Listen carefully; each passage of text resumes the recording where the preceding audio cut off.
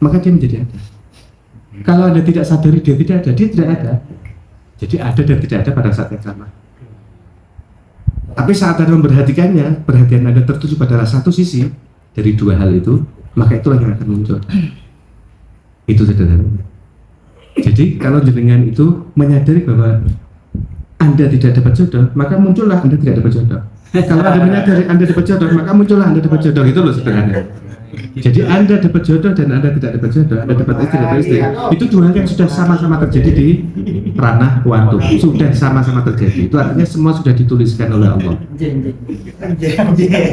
Tinggal Anda hadir membawa kesadaran yang mana, membawa kesadaran jodoh Anda ada atau jodoh Anda tiada. Gitu. Sama kaya dan miskin.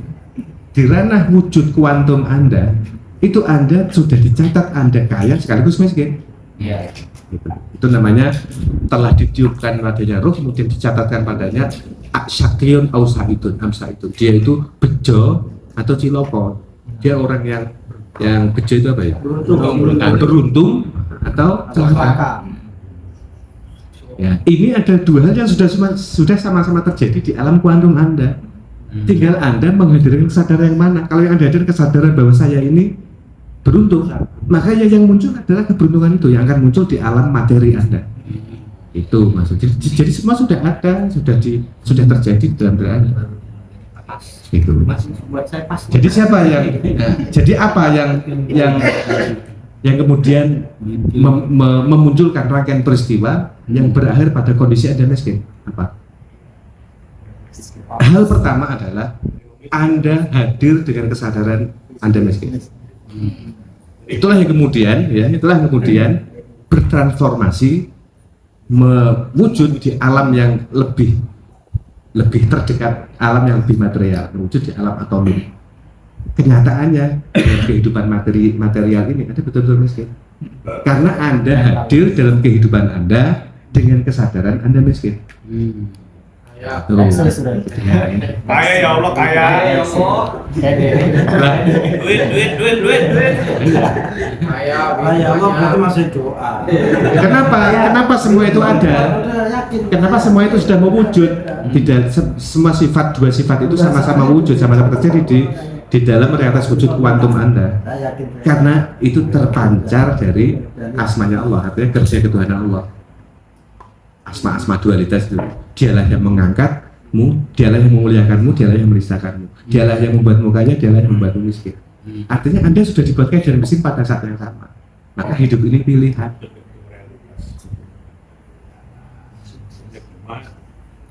Hidup ini pilihan. Dan semua sudah ditentukan memang ada. Maka tinggal apa yang Anda pilih dari hidup, apa yang ingin Anda munculkan di dalam realitas kehidupan material Anda. Maka rumusan pertanyaan adalah ilmu yang kita bisa sebagai kesadaran. Kesadaran ketuhanan berhubungan dengan kesadaran. Kesadaran berhubungan dengan keberadaan diri, kehadiran diri Anda. Anda hadir membawa kesadaran. Itu cikal bakal dari keseluruhan nasib Anda berikutnya. Yang kedua adalah kecerdasan. Nah, dari sistem kesadaran yang ada dalam diri yang berhubungan dengan being kita, keberadaan kita kan tadi membawa fungsi potensial. Fungsi potensial ini berhubungan dengan algoritma kecerdasan. Semakin lengkap algoritmanya, maka semakin cepat itu mewujud. Semakin dahsyat itu dia bermanifestasi. Jadi soal cepat lambatnya, dahsyat tidaknya, kualitas bermanifestasinya fungsi potensial itu dari keberadaan Anda itu berhubungan dengan kecerdasan yang Anda gunakan. Kapasitas kecerdasan seperti apa itu yang akan menentukan kapasitas keterwujudan atau kapasitas termanifestasikannya fungsi potensial dari keberadaannya. Maka agar yang muncul dalam kehidupan Anda ini adalah Anda yang kaya, Anda membutuhkan kehadiran sebagai pribadi yang dengan kesadaran, kehadiran pribadi dengan kesadaran saya ini kaya. Kemudian ditindaklanjuti dengan apa? Algoritma kekayaan. Bagaimana cara hidupnya orang-orang kaya itu? Nah ini tuh algoritma kekayaan. Bagaimana cara hidupnya orang-orang alim? Nah ini kalau contoh yang lain ya, bukan kaya miskin tapi alim dan bodoh. Anda itu orang yang banyak ilmu, cerdas mencerap pengetahuan, dan ada orang yang bodoh, bebal dulu terhadap pengetahuan. Ini juga masing-masing ada algoritmanya, ada sistem kecerdasannya. Nah, untuk satu sederhana contoh saja, orang-orang alim itu perilaku kehidupannya seperti apa? Ternyata dia selalu punya hasrat tinggi atas ilmu. Nah, kalau Anda tidak punya hasrat atas ilmu, Anda telah menggunakan algoritma kebodohan. Maka nggak usah berharap pada itu pandai. Algoritma yang Anda gunakan adalah algoritma kebodohan. Itu iradah, kemauan. Jadi kemauan itu bukan hanya Anda muncul dorongan, saya mau, ya, itu artinya iradah, saya mau pandai. Itu artinya begitu. Artinya Anda menggunakan algoritma kepandaian itu artinya Anda memaui kepandaian. Dan itu juga memancar dari apa? Memancar dari kemahacerdasan Allah, itu memercik dari kemahacerdasan Allah, dari iradahnya Allah. Jadi bagaimana Anda menyelaraskan kesadaran Anda dengan kesadaran ilahi, menyelaraskan iradah Anda, kemauan Anda dan kemauan ilahi. Kenapa? Karena memang Allah telah meletakkan sistem-sistem algoritma dari setiap pilihan yang ada ini. Itu jalan yang sudah ditentukan. Itu disebut takdir. Jadi kekayaan itu ya ada takdirnya, ada sistem algoritma sendiri. Miskin ada sistem algoritma sendiri. Panjang umur ada sistem algoritma sendiri. Pendek usia ada sistem algoritma sendiri. Di antara sistem algoritma pendek usia, suka marah-marah. Itu pendek usia. Ya. Gede ambek. Ya, lebih berbahaya dari pendek usia adalah beban karena menampung amarah. Ya, makanya usia laki-laki seringkali lebih baik daripada usia perempuan. Karena beban menampung amarah itu, beban amarah tampung dan diingat terus-menerus. Nah, kalau Anda terpapar beban orang lain amarah, kemudian Anda lewatkan, Anda taruh, Anda tidak terbebani. Cenderung usia panjang, karena Anda menggunakan algoritma usia panjang. Jadi kalau orang ditanya, apakah Anda mau usia panjang? Oh mau, saya niat usia saya berdoa, tapi algoritmanya bukan algoritma usia panjang, maka itu adalah klaim bohong. Itu yang disebut lamunan. Orang mimpi yang seperti itu, memaui sesuatu yang tidak kompatibel, tidak selaras dengan algoritma yang digunakan. Algoritma yang digunakan algoritma miskin, dia berdoanya kaya, dia tidak akan ketemu. Karena yang bekerja adalah algoritmanya, bukan doa Anda, bukan doa yang Anda ucapkan. Ya berarti apa makna doa yang sesungguhnya? Makna doa yang sesungguhnya adalah Anda betul-betul menyatu dengan algoritma itu. Itu namanya. Arti doa itu apa? Untuk uni, hadirkan aku. Maka Anda menghadirkan diri dengan algoritma itu artinya doa. Maka itulah yang langsung dijanjikan ijabah. Kabulnya di situ karena Anda langsung masuk di dalam algoritmanya, maka bekerja dengan proses algoritma. Hasilnya pasti. Makanya Ud'uni astajib lakum. Hadirkan aku Tuhan, aku akan mengabulkan. Maksudnya hadirkan aku Tuhan, hadirkan asmaku yang kemudian memercik menjadi algoritma itu. Apakah yang Anda gunakan adalah asma? Ya. Apakah asma apa? Al-Fatih atau asma Al-Mughliq? Asma yang maha membuka atau asma yang maha menutup? Kalau yang Anda hadirkan adalah asma yang maha menutup, Anda menutup diri, maka tertutuplah semua kesempatan yang ada. Semua pola yang ada. Mungkin Anda gunakan algoritma Allah yang maha menutup. Itu. Jadi banyak pintu-pintu solusi Anda tertutup itu bukan karena Allah menghendaki Anda tertutup, menyiksa Anda, tidak. Karena Anda telah memilih algoritma dari asma Allah, Allah yang maha menutup. Gitu. Maka kemudian semesta akan langsung menjawab Anda.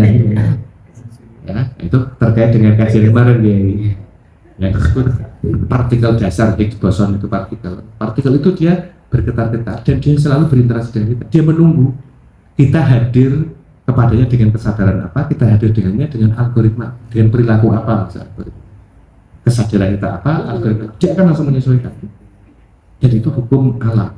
Jadi apapun doa yang Anda lakukan langsung dijawab oleh dia, langsung direspon oleh dia dengan cara Anda. Jadi alam itu akan sangat menyesuaikan kita, kehadiran kita, dia menyesuaikan. Jadi kalau Anda menggunakan algoritma Allah yang memiskinkan, maka dia bergetar ke arah kemiskinan. Contoh bergetarnya kemiskinan itu apa? Ya toh? Malas itu kan getarnya kemiskinan ya. Getarnya kemiskinan. Jangan dibayangkan hanya malas dalam arti malas bekerja secara fisik, kita kerjanya keras tapi dia malas untuk Mikir. Itu berarti kan algoritma yang digunakan algoritma kemiskinan. Dia tidak mau mencerdasi dengan kecerdasannya yang sangat dikembangkan terus. Tidak digunakan.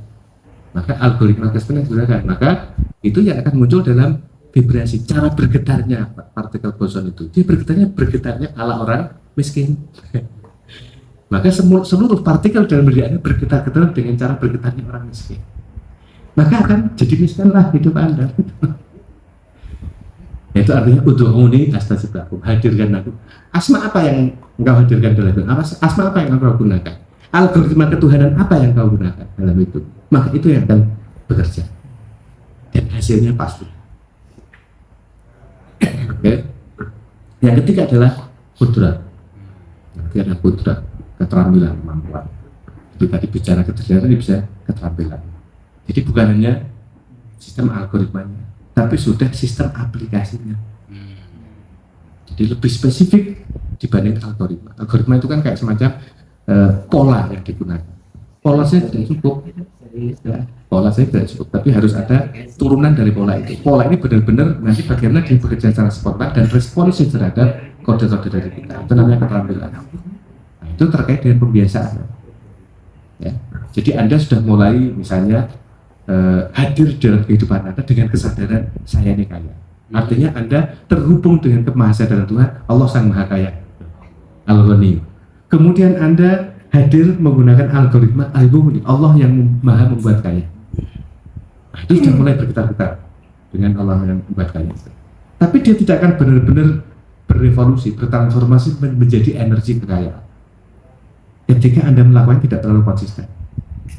Tidak ada pembiasaan terus-menerus yang menguatkan getaran itu, sehingga tidak akan terjadi yang disebut kultivasi energi dari sebuah getaran. Maka dayanya lemah. Yang menggetar-getar itu tapi lemah gitu. Mereka kan lemah, lama nggak muncul-muncul. Mengenut doang, ngenut. Nah, keterampilan. Jadi keterampilan itu berhubungan dengan keterus-menerusan dalam melakukan dan berhubungan dengan kecepatan. Jadi kekuatan yang muncul itu efek dari kecepatan. Jadi Anda terus melakukan terus-menerus dengan kecepatan yang semakin cepat, maka itu akan menimbulkan daya yang lebih tinggi. Karena kecepatan akan sangat berhubungan dengan bagaimana Anda menciptakan sistem gravitasi atau kontra gravitasi. Supaya lebih cepat dengan kecepatan tinggi, maka dia akan melakukan transportasi lintas gravitasi. Jadi Anda bisa kontra gravitasi. Anda tidak terlalu terikat dengan apa-apa, tapi justru Anda mengikat apa-apa. Gitu. Nah, itu butuh istiqomah terus menerus. Nah, disinilah rahasia ilmu keramah. Istiqomah itu khairun min alfi karamah. Ada melakukan terus menerus secara konsisten. Sehingga algoritma yang bergetar-getar ini bergetar terus menerus dan semakin memuncak, semakin menguat getarnya. Bergetar dengan pola miskin, atau bergetar dengan pola kaya, dan bergetarnya terus menerus dan semakin menguat.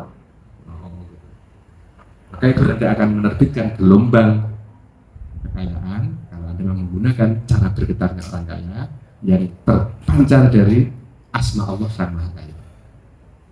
Itu. Anda terus menerus makin kuat, maka semakin cepat. Dan itu akan menciptakan gravitasi. Jadi akhirnya nanti ada banyak orang, ini contoh sederhana, ada banyak orang tergopoh-gopoh sowan ke Anda membawa mobil. Kalau tidak ada terima, kalau tidak ada terima, dia merasa sakit kayak hati. Loh itu loh efek dari gravitasi. Bukan kalau Anda mengen mobil, sampai cari-cari dengan proposal enggak. Justru mereka yang ingin memberi Anda itu berharap Anda segera menerima. Kalau tidak, ada sesuatu yang mengganjal di sini. Karena ada gravitasi tinggi dari diri Anda yang membuat dia terserat. Kalau segera tidak masuk mengikuti gravitasi itu, dia bisa kandas, bisa entropi, artinya bisa buyar, bisa luruh. Bisa luruh karena dia menentang gravitasi, bisa luruh. Nah, ditangkap oleh black hole kan. Hilang itu ya, luruh.